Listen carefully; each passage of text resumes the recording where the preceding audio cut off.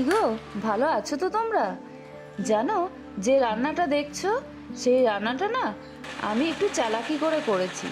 সেটা শোনো তোমরা। আসলে গত রবিবার ছেলের জন্মদিন ছিল।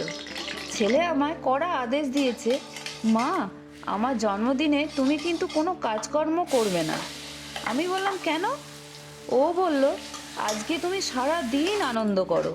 আমি বললাম, এ বাবা, এটা কি করে হয়? কত কিছু রান্না করতে হয়, নিয়ম আছে। শুনে ছেলে বলল, জন্মদিন আমার, নিয়মও আমার। আমি বললাম, জন্মদিন আমার ছেলের, নিয়ম আমার।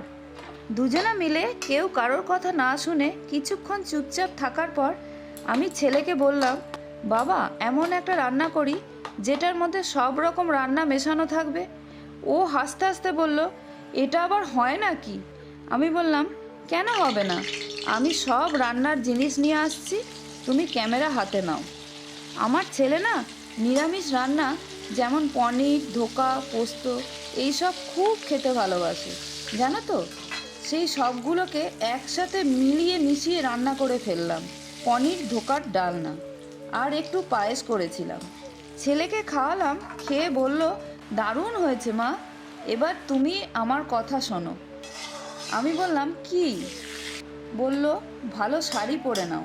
ওর বাবাকে বলল, বাবা, তোমরা চলো আমার সাথে, রেস্টুরেন্টে যাব। আমাদের নিয়ে গেল রেস্টুরেন্টে। ওখানে গিয়ে আগে আমাদের যত্ন করে খেতে দিয়ে তারপর আমাদের সাথে ও খেতে বসেছিল।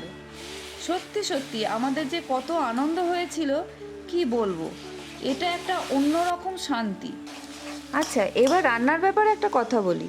তোমরা ডাল বাটার ওপর যখন পনিরটাকে দেবে তখন হাতে করেই ভেঙে দেবে, কারণ পনিরটা গ্রেট করলে মিহি হয়ে যাবে, তখন বড়াগুলো ভাজার সময় ভেঙে যেতে পারে।